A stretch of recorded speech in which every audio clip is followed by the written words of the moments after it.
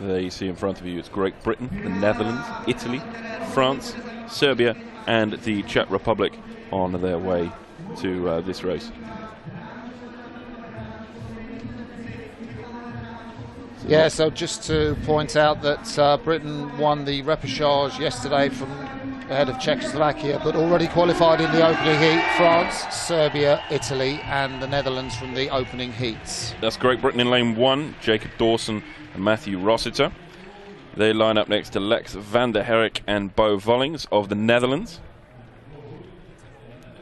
Lane 3, Matteo Lodo and Giuseppe Vicino of Italy. Been rowing together for nearly 5 years now. They line up next to Valentin and Theo Onfray of France. Milos Vasic and Nenad Bedic are here representing Serbia.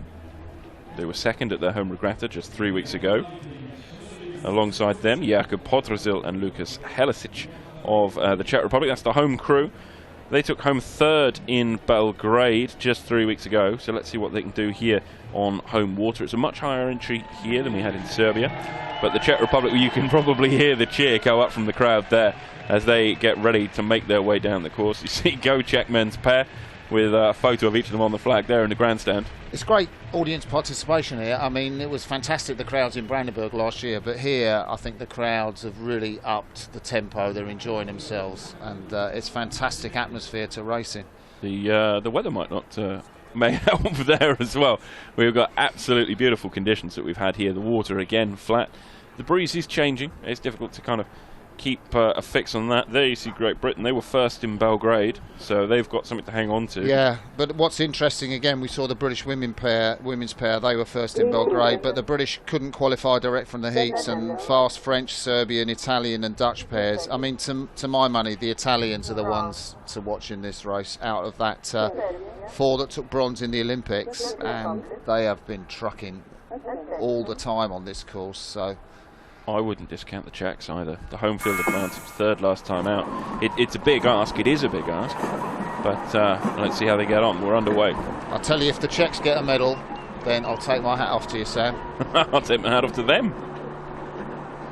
There we're riding with the Serbian pair, I think. Yeah.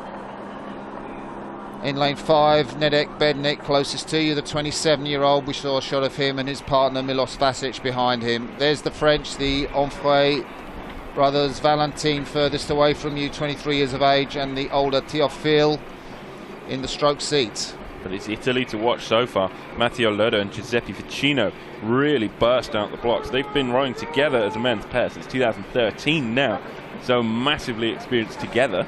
Yeah, and of course they went into the men's 4 last year in Rio. They won that title that gave them the right to compete for Italy, then finished in bronze medal position behind the British and Australians, and they are the fastest Italian pair. They are the top Italian rowing boat from the Italian rowing team. They've decided to ply their way in the pair. The New Zealanders, of course, not in this event. They have dominated it since 2009, so you would think that one federation would say there's a gold medal for the taking, and the Italians have decided it could be them. The Czechs in lane 6, well, we've seen some good early pace for them, and perhaps the crowd will drive them on, because that's a great start from them, Sam. Well, we're coming up to 500 metres. One crew slipping as it stands, and that's Great Britain at the top of the screen. Everyone else very much in the mix. Italy at the front of the field. Czech Republic making the best of home water as they sit at a punishing rate, to be fair. They're sat near 40 strokes a minute. You see them on your screen.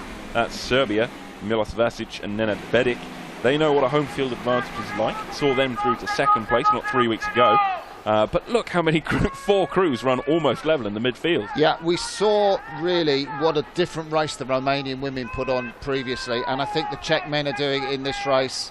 Really gone out much quicker than they did in the heat or in their repechage race, and it is the sense of you're in the final now, home crowd, as we ride with Giuseppe Vicino and his partner Matteo Lodo. Brilliant, vibrant rowers. They've got real flexibility any side of the race, the start, in the finish. They can raise the rating. They've really got that fluidity in the bodies, The hands around the turn at the finish, just nice and loose, which give them the potential just to change pace at any moment in the race. There you see just how close that midfield is. You've got the Netherlands at the top of the picture. Well, the yellow crew to the right. You see 4 crews still almost level. At the moment, it looks like the Czechs are starting to find the pace a little hot to handle at the front of the field. Back then with the Serbs, Nenad Bednik and Milos Vasic, as we come through to the 1,000-metre mark. You can see the Netherlands there with Bo Willings, his cap jauntily placed back, and his partner Lex van der Herrik out of the Dutch 8 that beat the British, the Neerhouse 8 that beat the British in Belgrade 3 weeks ago. They've come into the pair and they are really moving well too. You see a look over there from Milos Vasic, bow of the Serbian men's pair as they see that charge from the French brothers, all 3, out of the men's 4 from this time last year, now at it in the pair, and at the moment they sit in 3rd, although that's a 3rd that may yet come under challenge from the Netherlands. It's a fascinating race, this, isn't it? Because, you know, the Dutch have got a great sprint finish. Their coach, Diederik Simon, will be cycling along the bank, giving them a shout and looking at them. But just at the moment, you've got the race on this near side, Sam, between the Serbians and the French. And when you're together like that, it gives you a sense of momentum, which you kind of might not have if you're the British over the far side or the Dutch. And that might carry them closer to the Italians. It's going to be a tough final 500, I think. We've got about 700 metres left to run. It's Serbia and France closest to your picture. Italy front right in there, a white skull in their white boat at the front of the field. The Netherlands running 4th, and that's Great Britain at the top left-hand side of your picture. There's a little check on the Italian stern. I don't know if you can see it when they put their blades in. It just seems to dip a little bit, and normally what you're looking for is the stern just to run on smoothly. I think if you look at the French boat, there's less of a check, which kind of means perhaps they're timing their front end a little better. I don't know if the Italians may be tiring a little bit. I expect them to be able to carry this pace on into the last quarter as we come through with 500 metres to go. Yeah, I think the Italians have done enough to hang on to that. You see just entering the bottom of your picture now, that's the Czech crew on home water. They went at it really very fast indeed, but now it's dropped them into 6th place. They're at the back of the pack.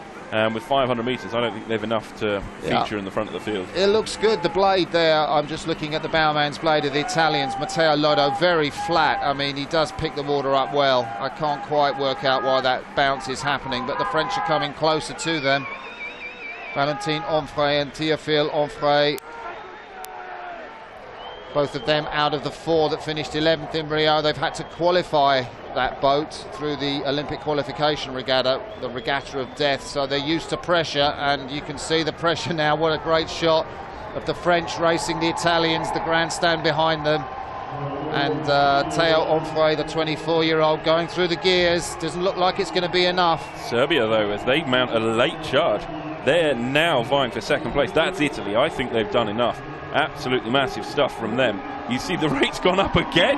Well, that's that flexibility I was talking about. They've got that looseness in the upper body. Still a little check on the boat. They've shortened it a little bit, but they've still got that vibrancy, and they're moving away from the field now, Sam. Yeah, they've got clear water, even if it's getting a bit snatchy as they come to the line. They've done enough to finish with an excellent race, start to finish, to be fair. Very, very strong stuff from them, and they'll finish with clear water. And quite a safe margin of clear water as well to the French. The Onfray brothers, Valentin and Theo, will get there in 2nd place ahead of Serbia, who were in the mix throughout. But the Czech Republic with a strong finish. They claw their way from 6th into a place to almost challenge for 3rd at the end of the race. There you see great Italian support for our winners. So Italy take the gold, and I think a quick time, 6:22.58. We'll get confirmation of that shortly. You see at the top of your picture there in blue, that's Italy. Great row from them, Matteo Lodo and Giuseppe Vicino. Impressive stuff from them. There wasn't much wind as they came down the final 250, 500 metres. It's kind of died a little bit, so... Serbian crew, Milos Vasic and Nenad Bedic. They just held on to 3rd after that late charge by the Czech Republic. I think if the Italians want gold in the World Championships and take the mantle of the great New Zealand pair, Murray and Bond, they do need to be winning races like this by clear water. And that distance over the Serbians was significant, 5 seconds. it puts them in pole position, I think, to be the pretenders to the New Zealanders' crown of the best pair in the world, and they know it. And Giuseppe Ficino celebrates, and he deserves that too. More speed to come from that pair. I think they could even flatten out that drive phase a little bit.